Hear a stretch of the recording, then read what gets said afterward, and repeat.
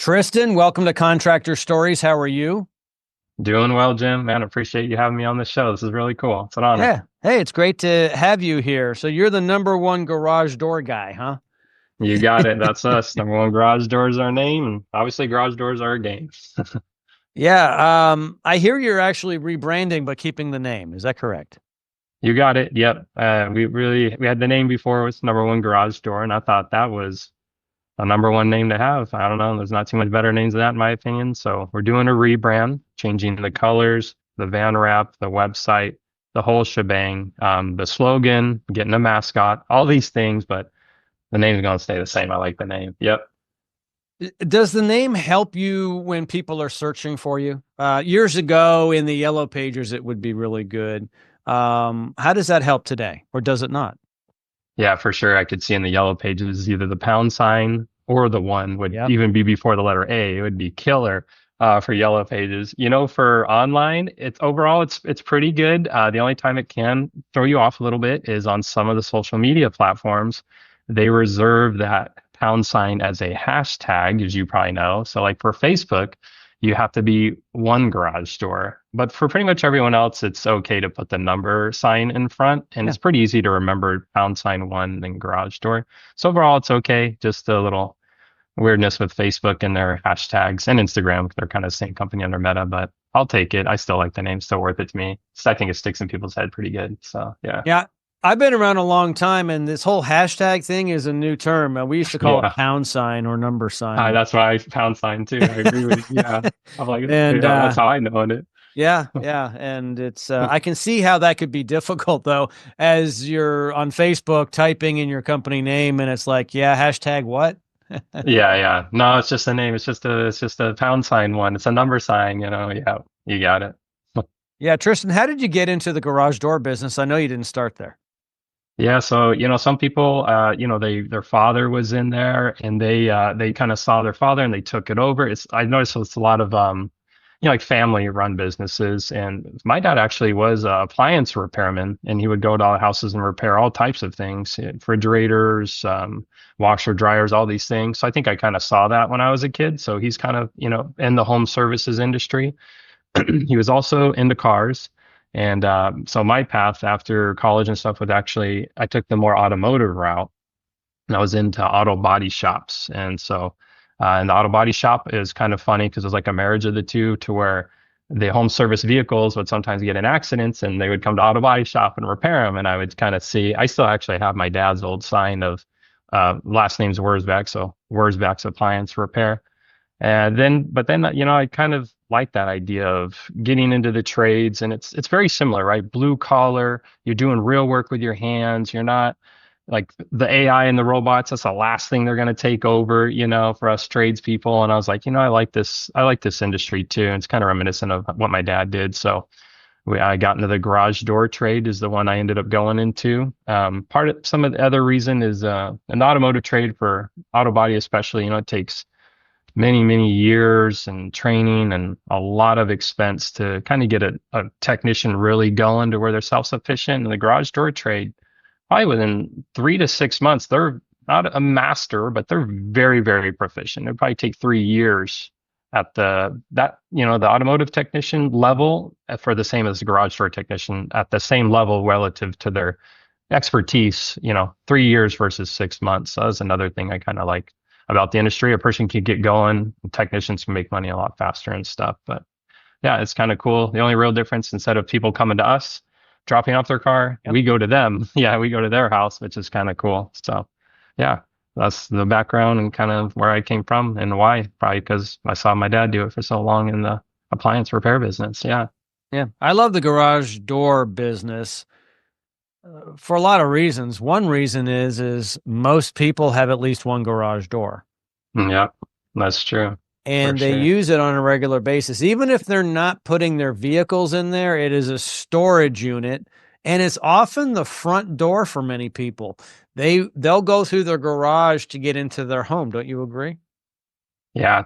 So I don't know if you heard this before, but the garage door is the biggest moving part of the entire house. A lot of mechanisms going on. Those springs are under a lot of tension. You always want a professional to deal with the springs. Some things you can do DIY, but Don't mess around with the springs. But yeah, I agree. Even my father-in-law and myself, you pull up, you're hitting that button on the the visor, and you're walking into the garage door. It's definitely probably used even more than the front entry door, which is kind of ironic. And you're also right, Jim, that people use it a little too much than they want to admit for storage, Christmas decorations. Oh, let's turn sideways, let's walk through here to get to the. So you're right about that too. But yeah, it's kind of funny. Yeah, garages are very, very rarely empty.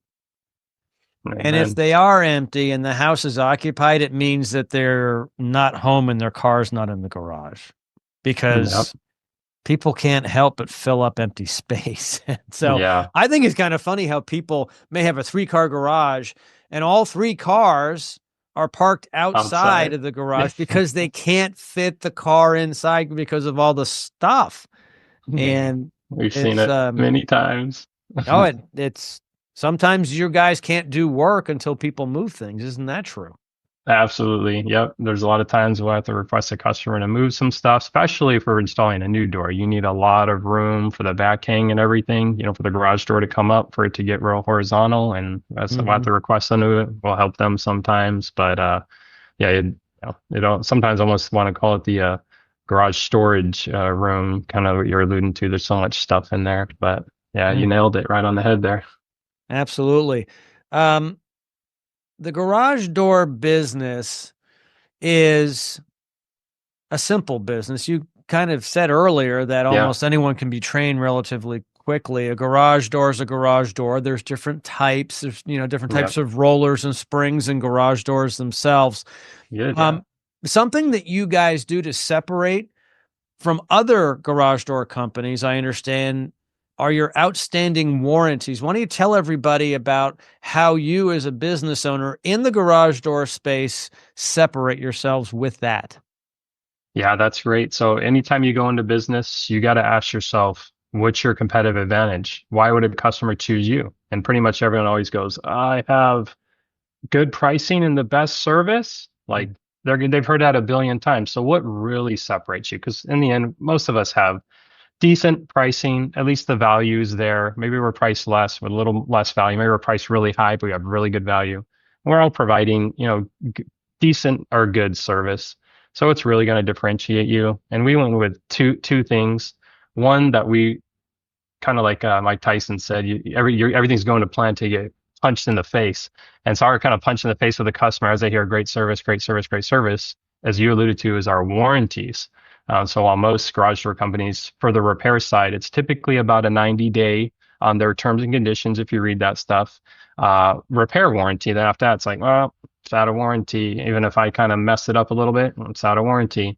And so we wanted to come out with some in left field that no one would expect. So our warranties start at 4 years for the garage door parts and 1 year for we call them the electronics. That'd be the opener that opens it automatically for you and the safety eyes and the wiring and stuff like that. And then the other thing that makes us special on top of this massive warranty from 90 days to 1 to 4 years is we give the customers options, which isn't 100% unheard of for the people who kind of gotten with this modern way. But a lot of the people, there are a lot of, we call them chuck in a trucks in the industry. So one guy in a truck that aren't offering options. And the beautiful part of the options for us contractors is instead of saying, hey, here's what you need. Do you want to do it? Yes or no? Okay, 50-50 chance, yes or no. When you give them options, hey, we're going to let's do this. Which one do you want to do? You want to do option one, option two, option three? It helps increase your conversion rate, is what that's called, tremendously. So that way you didn't go out there and waste your time. Now, most companies, what they do is they go, hey, here's option one. Do you want to do option one? Yes or no? Option two, yes or no? Option three, yes or no?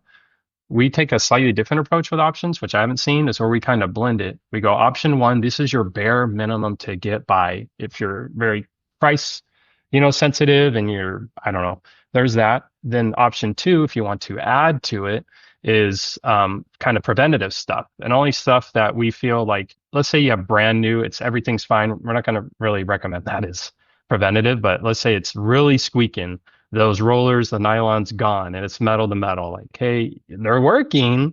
It's not urgent, but you probably want to replace it now because it could cause a lot more expensive problems later. So we'll give them a preventative option, and they do both typically. I mean, they can pick one or the other, but usually do both.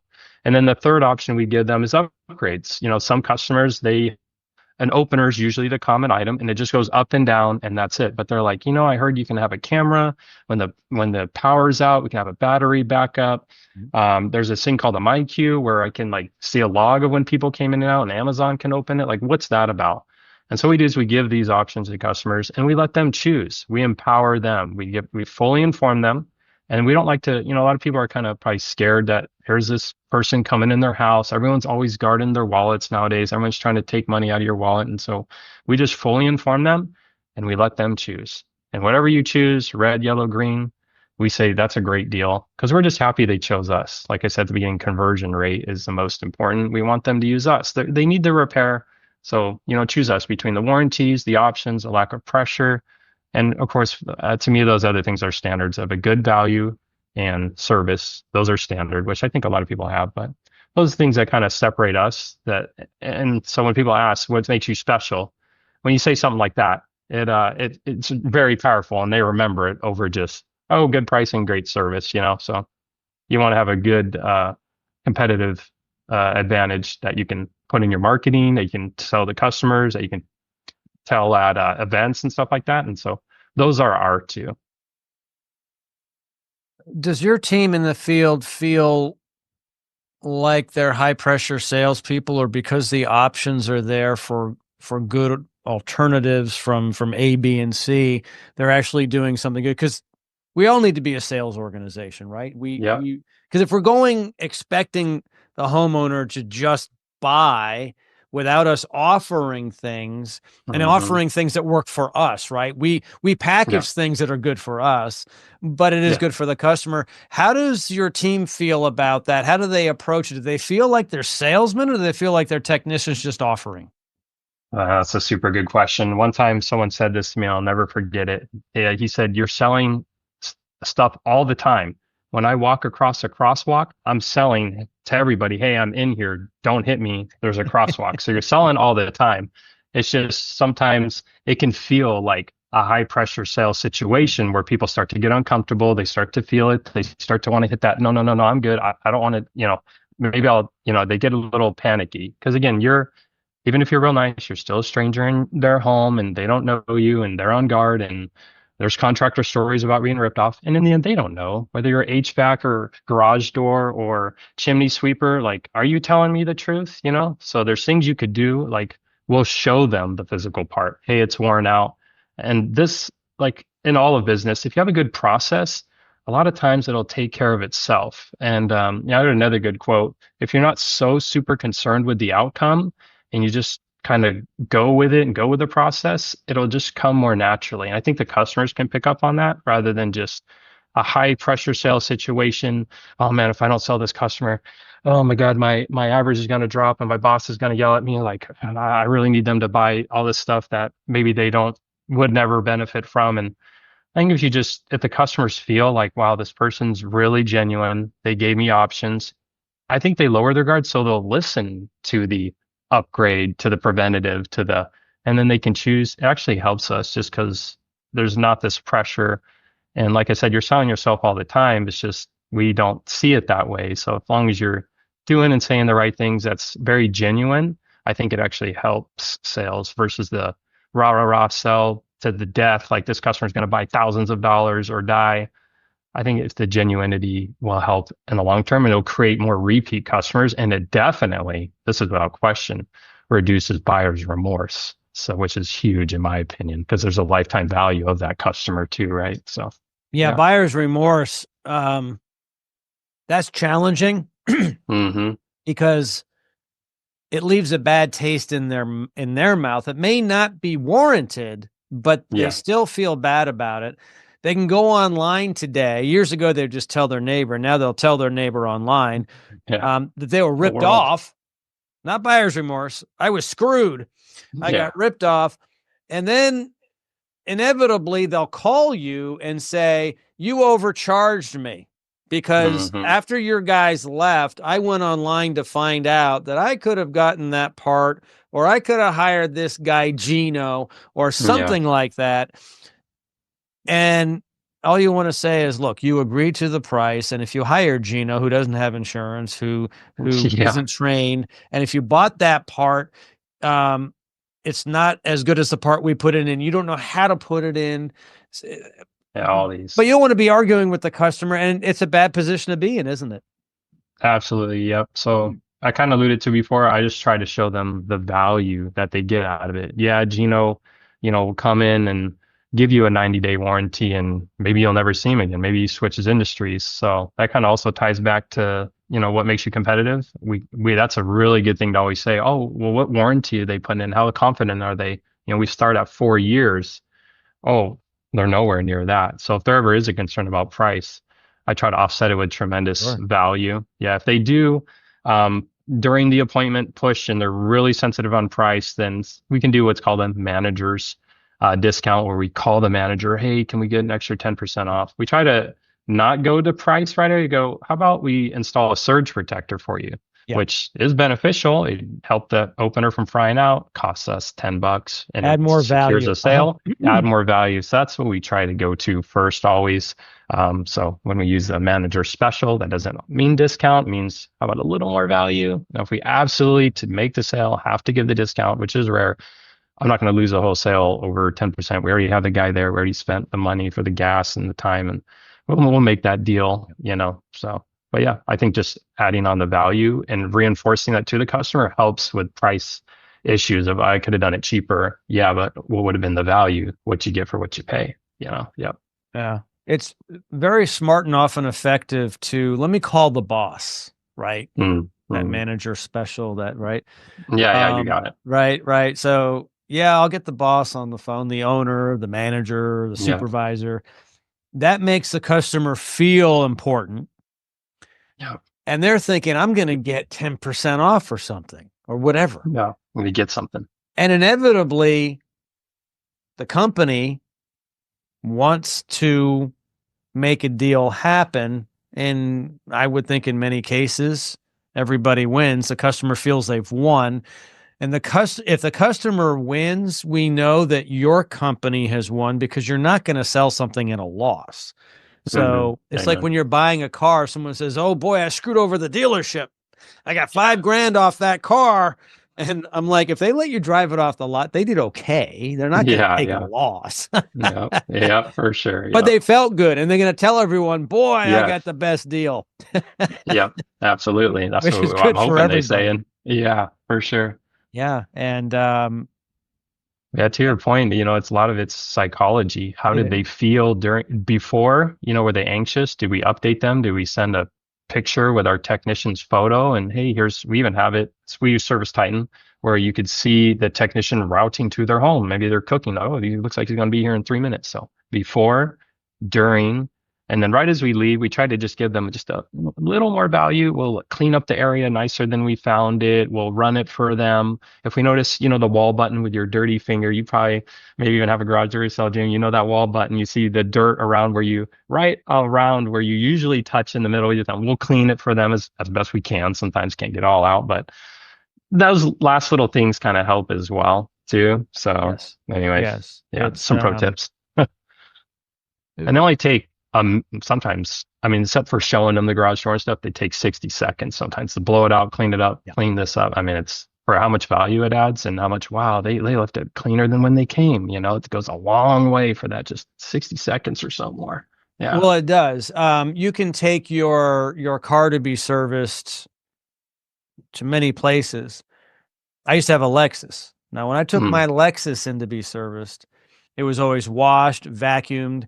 They gave me donuts, coffee, chair massage, whatever. Really, right? Wine and And dine. Yeah. and A lot of value. yeah, and it's about the customer experience. But you Yes. can do that even at a lower end. It didn't have to be Lexus, which is a higher end car. Yeah. If you have an independent repair service, you can still vacuum the car out and clean it and Absolutely. so forth. And so it's the little things that make a difference. Yeah. Absolutely. So you've been running businesses for some time now. If you could go back in time to your 20-year-old self, Mm. what are some things you would tell yourself? What's some advice you would give yourself? You know, what's cool is I always hope someone had asked me this question. No one's ever asked me it before, Oh, but I see other people online who I respect answer this question. I go, I wonder what I would say. And so now is my chance. And you know, if I was to talk to myself, my 20-year-old self, I would say something around the lines of two things of what I would improve. One, I would get better systems and processes in place rather than just always winging it, or that guy will figure it out, or throw him in the fire, or you know, if you take away a lot of friction, people will perform usually a lot better because they don't have to do 50 things. That's everything's lined up for them. And the other thing I would do is I would delegate a lot more and a lot better upfront because you only have 24 hours in a day. Us as business owners, if you maybe you're starting out, you're kind of smaller, you're answering all the phones for all the customers. That's going to take up a tremendous amount of your day. If maybe you're doing like I did for a while, I did all the accounting for the company. I did all the transactions and journal entries and reconciliations and delegate that. Because if you delegate that, let's say you calculate your wage and you make whatever, $400 an hour, you can pay someone, let's say $20, 30, whatever, to do the books. And now you just freed up, let's say it's 2 hours of your time, like, and you can go get more jobs. yeah. It'd definitely be those two. I went way too long without delegating and just holding on to everything. And it probably cost me a lot of mental sanity. There was even times where I even put a little strain on the marriage too, because here I am working 14, 15 hours. Oh yeah, don't worry, babe. I'll be home late. You know, I just want to get caught up. I hate feeling behind. So in a nutshell, it'd be those two items, you know, get better systems, processes in place, make things way less frictionless, and for the love of God, delegate. So, Delegate, delegate, yeah, delegate. yes, Find people who are better than you that at too. that Who to delegate task, to. There you go. Yeah, pro tip. right? So Absolutely, delegate, Jim. but delegate to someone who's actually better. Yeah, And, you're the boss, you're the manager, you're the owner. They're not that because they're not comfortable with that. They're not equipped for that, but it's yeah, likely that they're very good at one thing. yeah, yeah.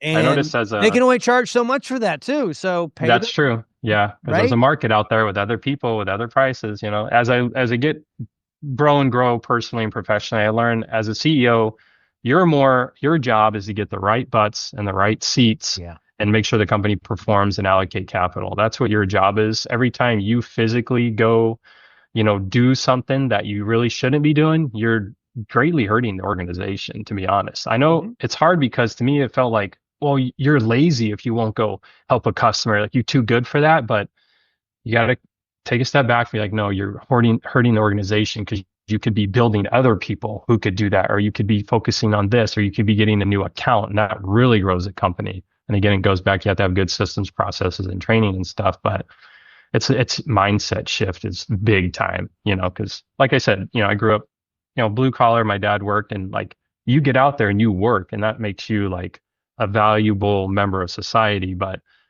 when you have other people, you need to work through them and empower them. And that's what makes you go from good to great, like Jim Collins would talk about sometimes. So that would be definitely what I would tell myself. Get an earlier start on that. Don't wait 10 years into it and then figure it out. So listen to you quoting fantastic books. Are you a reader? I am, but it's funny. When I was younger, I thought reading was dumb, and I thought, well, if it's in a book, everyone already knows it. Why would I even pick up a book? This is stupid. Hmm. But then, as I got older, I realized a lot of people have that mindset and they don't read, first of all, and then second of all, the ones who do read, which I think is not nearly enough, they don't do anything with the information, and that's how you can get very, very ahead, in my opinion. I think a lot of people go to events too, and like not a lot of people go to events, but the ones who do, they don't, what is it called? They don't initiate, they don't start doing the work. They don't get into it and take what they learned from the book and move forward. Real quick story. When I was young, I took a standardized test and I was deficient in reading comprehension. So I could read, but I wouldn't retain the information. I remember that because what's the point of even reading if you're not going to retain what the information was, you know, especially if it's valuable. So I think about that all the time. Like take the information, especially if it's valuable, and do something with it. That's, you know, the benefit. As for us contractors, you know, if we do get into reading, like do something with it. And those really like, wow, that guy had lot of really good points, or that girl is really smart about those objectives. anyways, I'm going to go on with my day. Like you just wasted your time, you know? Yeah, you gotta do stuff. You can do something with what you read. But to answer your question, Yep. sorry, long-winded. Yeah, I'm a lot more into reading nowadays for sure. I think Tommy Melva says readers are leaders are readers. Yep. Or maybe it's readers are leaders, but either way, the quote stands. Readers are leaders. Tommy and I often share titles Cool. of books. He turned me onto the book "They Ask You Answer" by Marcus Sheridan. Um, Oh, yeah, marketing is a good marketing book. I actually bought that recently. oh, I'm gonna oh read it. yeah. Yeah. So I keep it right Have it. here in my Oh, studio, that's and it. Yeah. Yep. That's so it. so I'll tell you a quick story about this Yeah. book. Shoot. Shoot. Um, I'm curious. so when I first started working with Tommy on the A1 Garage Door podcast, it was an audio podcast back Okay. back when most podcasts are audio. It's like radio on the internet. It's an audio podcast, Hmm. but some people are doing video like I am here on Contractor Stories. In any case, I get a call from Tommy one day, a few months into working on his audio podcast that we do Yeah. for A1 Garage Door, which is for the homeowner. And he says, Jim, I'm like, yes, Tommy. He says, we're going to do video. I said, okay. No, he said, you're going to start doing video for us for the podcast. We don't want to do audio anymore. I'm like, I'm a radio guy. I have a face for radio. I'm not going to do video. I don't do that stuff. It's not what I do. I'm an old guy doing audio. He said, Jimmy didn't hear me. We're doing video. So he was very persuasive. Yeah.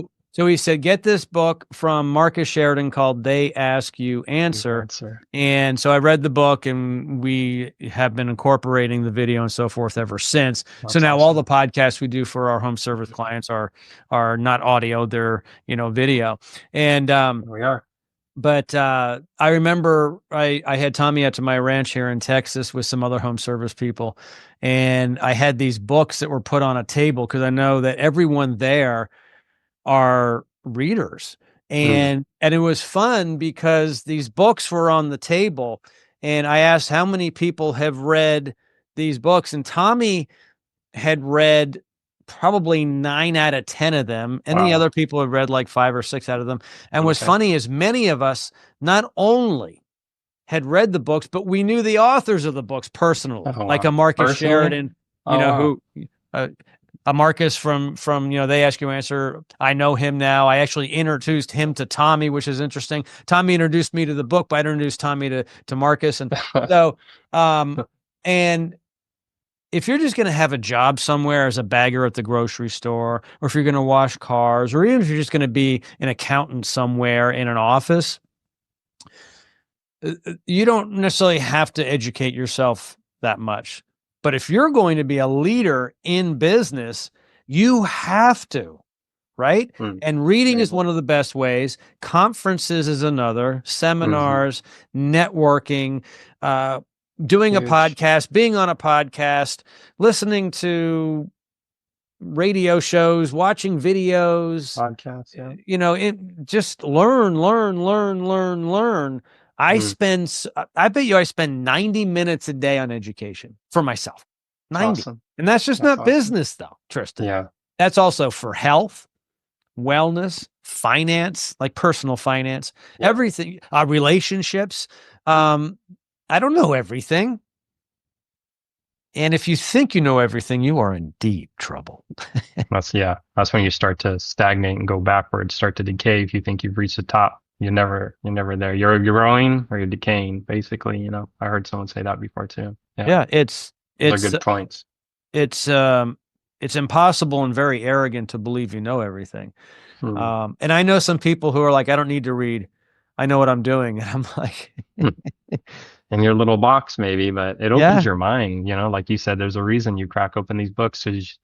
Where else? I heard someone say this again. I pick up a lot of stuff, and where else can you spend whatever 20, $30 and 5 hours of your time to get someone's entire life work laid out for you of how to rock and roll and whatever that is. Like where else can you get that from? And so that helped open my mind to books when I first heard that a long time ago too. It's like, wow, you're right. Yeah, 20, $30 in 5 hours, and I got a lot of ideas. Again, you have to be actionable on them, but. Yeah, yeah, I mean, there's not too many other places than that, right? So yeah. with that amount So of value for that little of investment, in my opinion. So Yeah. exactly. I keep books here in my studio. Like this is Elevate. Tommy's Elevate book. Okay, Hmm. you probably have a copy of that book, right? Yep. I audio booked that one. Yep. Okay, Hmm. great. That helps So sometimes if you're in a car or whatever, audiobooks are great too. Yeah. I agree. Well, speaking of that, I'm going to send you my audio version of the Radio Pitchman's Heck yeah. podcast playbook, and I might send you one of these as well if you like. I'll sign it for you, Cool. Tristan, if you want. That would I'll be send you special. one of Yeah. those.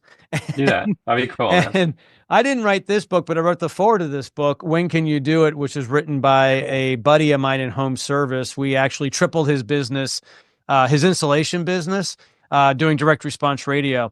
And um, we can learn from people. Like, how did you grow your business with direct response radio? Hmm. How do you elevate people, Tommy? How'd you build your business? I mean, when he started in the business, I don't know if you know this, he painted garage doors. He didn't repair them or replace I them. didn't know he He painted them. Yeah. painted garage Oh doors. wow. Huh. He wasn't even working on the mechanical parts. Huh. Huh. And then some people say, well, how did you get from radio into podcasting? Right. So Hmm. all these little things are helpful because you can stretch a bit and say, well, even though I'm not studying biology or I'm not a doctor, learning about how the body works is important because I can get better sleep, eat better, and function better to run my business better, right? So almost Yeah. anything is valuable. Absolutely. I'm glad you realize that because there isn't just work, work, work, and you can only improve in work. You have to open your mind to everything else. If your sleep is bad, what's another thing? Ounce of prevention is worth a pound of cure, right? If you Yeah. can prevent this by eating healthy, by exercising, you're going to perform way better, especially at those higher end roles of GM, vice president, CEO, which I'm pretty sure everyone here, if your title is owner or manager, you're in a higher position and people are looking up to you. You need to be performing at your peak, and you're going to feel so much better, not only about your performance at work, but about your health, about the way you feel. It's funny. I was a little bit out of shape, and now I'm very in shape. And I'm 37 now. When I was 33, I would get out of bed and have little creaks like, oh, that's where my back hurts. Oh, that's where my knee hurts. But then I got healthy and I never feel those creaks like that are random, which is isn't that kind of a coincidence? Not really. Because if Nope. you eat healthy and you eat the right food and you don't eat junk food with, high processed this and that and fried all the time, your body is like, wow, there's some actual nutrients. Like your body's a supercomputer and you're uploading malware to it or downloading malware when you're eating all this junk. And you can eat stuff once in a while, but anyways, you get your point. These other things Other things. heavily help you in business and in life in general. So that's really Yeah. cool that we have the mindsets to realize that and not just have tunnel vision of, hey, there's only one way to do this and it's my way and I know the best way and this is the only way. Opening your mind is what gets you from here to way up there, right? We can agree on that for sure. So absolutely. Fantastic. On that note, Tristan, number one garage door, pound number one garage Sounds like door, hashtag one garage door. Thank you so much for joining me today. Will you come back? I enjoyed our conversation. I think we can delve into other stuff. Absolutely. This has been a blast, man. I hope a lot of contractors got some value out of this, or maybe it even sparked their mind about something like, you know what, let me look more into this. Or, yeah, I thought books were kind of weak too, but wow, after them talking, maybe I'll give a shot at one, and I bet it opens your mind. Anything that we talked about. So it was really cool to add value to the show, to the watchers, and just hang out with you, Jim. You've been a pleasure before the show, during, and this has been a cool experience. I really appreciate it. Yeah. Absolutely. Thank you, Tristan. I appreciate it. Awesome.